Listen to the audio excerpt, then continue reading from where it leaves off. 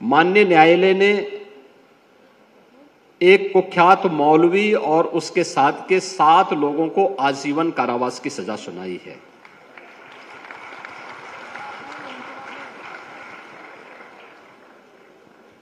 ये इसलिए सजा नहीं हुई कि वो मौलवी था, उसके पीछे एक घटनाक्रम आता है। 2019-20 की घटना है। मेरे पास एक रिपोर्ट आई, एक मंदिर में एक संत पर मिलने की नियत से 2 युवा जा रहे थे और जब उस युवाओं की जांच हुई तो उनके पास एक सामान्य ब्लेड मिली, उनसे पूछताछ करके छोड़ दिया गया। मैंने संत के बारे में डिटेल लिया और मैंने कहा दोनों युवा कौन थे। संबंधित जनपद के पुलिस अधीक्षक को मैंने फोन करके पूछा, मैंने कहा दोनों युवा कौन थे। तत्कालीन जो हमारे डीजीपी थे उनसे मैंने कहा भी इन दोनों युवाओं के बारे में डिटेल लो। कहा साहब ये दोनों हिंदू युवा थे ऐसा। मैंने कहा भी देखो मैं ये नहीं पूछ रहा हूं, एक मुझे बताओ कि उनके पास मिला क्या। कहा साहब एक ब्लेड था। मैंने कहा कैसा ब्लेड था। कहा वो सर्जिकल ब्लेड होता है। मैंने कहा सर्जिकल ब्लेड ये डॉक्टर इस्तेमाल करते हैं सर्जरी में, बहुत शार्प होता है। मैंने कहा बहुत छोटा सा होता है, 2 इंच का होगा और 2-2.5 इंच का यह शार्प इंस्ट्रूमेंट इतना खतरनाक होता है कि अगर वह किसी को यहां कट मार दे तो मान के चले कि अगले 2-3 मिनट में उसकी डेथ हो जाएगी। तो मैंने कहा भी इतने खतरनाक इंस्ट्रूमेंट को लेकर के जा रहे हैं और आप उसको हल्केपन से ले रहे हैं। मैंने कहा एक मालूम करो दोनों युवा वास्तव में जिस नाम से, जो नाम उन्होंने बताया है, ये नाम उन्हीं का है या छद्म नाम है। तो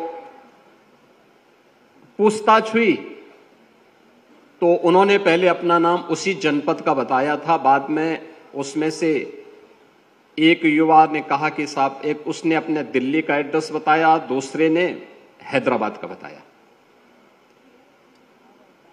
मैंने कहा भी दोनों जगह भी मालूम करो और इनके बारे में डिटेल लो। पुलिस हर बार उन्हें पूछताछ करके छोड़ती थी, लेकिन मैं पीछे पड़ा रहा। तीसरे दिन जानकारी मिली कि साहब इन दोनों युवाओं का दिल्ली में बटाला हाउस से किसी एक सज्जन से संबंध है। तो बटाला हाउस का नाम आते ही मैं और चौकन्ना हुआ। मैंने कहा बटाला हाउस ये वही जगह है जहां 2008 में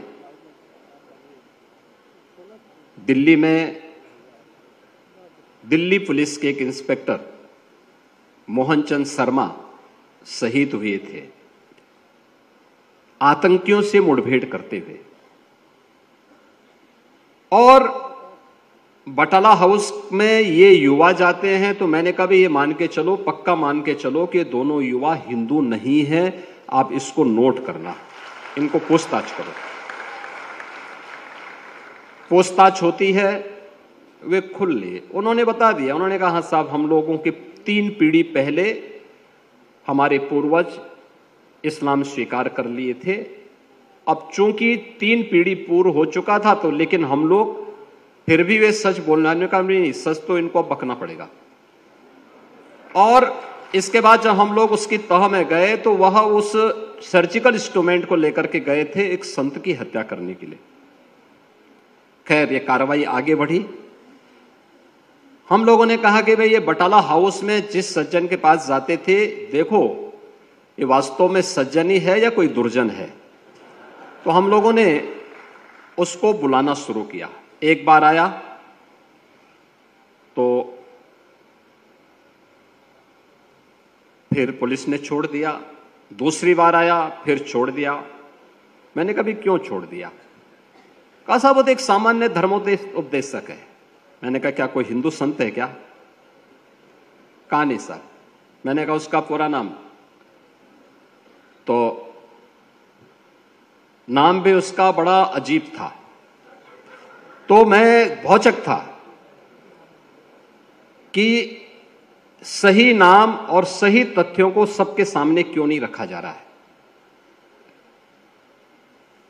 उसके बाद फिर हमने जब सख्ती से इस पे कार्रवाई आगे बढ़ाई तो हमने कहा भी उसके ऑफिस में जाकर के उसके पास कोई लैपटॉप होगा, उसका कंप्यूटर होगा, उससे जुड़े हुए अन्य उसके पास कुछ सामान होंगे, स्मार्ट उसका फोन होगा, स्मार्टफोन होगा, इन सबको लीजिए और अपने कब्जे में लेकर के एक बार इसकी सघनता से जांच कर लो। पकड़ में आया और पकड़ में आने के बाद जब हम लोगों ने जांच करनी शुरू की तो उन्होंने वह एक बहुत बड़े रैकेट को संचालित करता था और जिसका टारगेट होता था मूक बधिर बच्चे। उसमें जब हमारी कार्रवाई चल रही थी तो सबसे पहले मेरे पास शिकायत आई गुड़गांव से, और गुड़गांव से एक महिला ने कहा कि साहब मेरे बच्चे को, एक महिला ने कहा कि साहब मेरे बच्चे को जो मूक बधिर था, दिल्ली की एक संस्था में पढ़ता था, उसको जबरदस्ती इस्लाम स्वीकार करवा दिया गया। फिर मेरे पास दूसरा मामला आया कानपुर का। कानपुर में एक युवा, एक छोटा, एक नौजवान लड़का मूक बधिर था, वह दिल्ली की उसी संस्था में पढ़ता था। तो अचानक रोजे के दिन थे, वह लड़का छुट्टी पे आया था,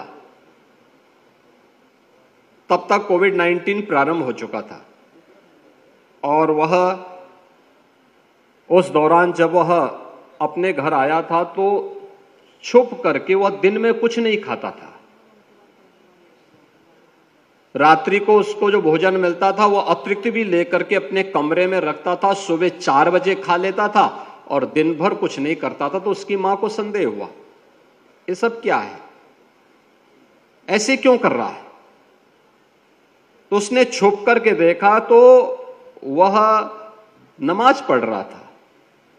तो उसकी मां ने उसको कहा, ये सब क्या कर रहे हो। तो अपनी मां को ही बोलने लग गया हो। अब उनकी समस्या क्या है, वो बोल भी नहीं सकता है, सुन भी नहीं सकता है, लेकिन वह ये सब कृत्यों में लिप्त हो गया।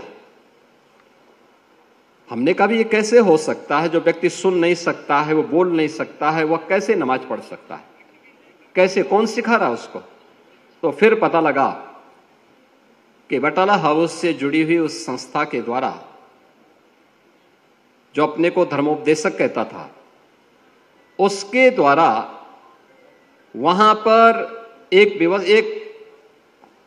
इस प्रकार के स्मार्टफोन उन बच्चों को दिए जाते थे जिसमें वह उसके माध्यम से कोड भाषा में उनके साथ संवाद बनाता था, उनको ट्रेनिंग देता था और स्मार्टफोन के माध्यम से सारी उनकी एक्टिविटीज संचालित हो रही थी। और धर्मांतरण का एक बहुत बड़े रैकेट को हम लोगों ने पर्दाफाश किया था। ऐसे 500 परिवारों को उन्होंने अपनी चपेट में लिया था, जिसके खिलाफ हम लोगों ने एक बड़ी कार्रवाई की थी। और उस बड़ी कार्रवाई के परिणाम स्वरूप अभी 3 महीने पहले माननीय न्यायालय ने उसमें से 7 लोगों को आजीवन कारावास की सजा सुनाई है।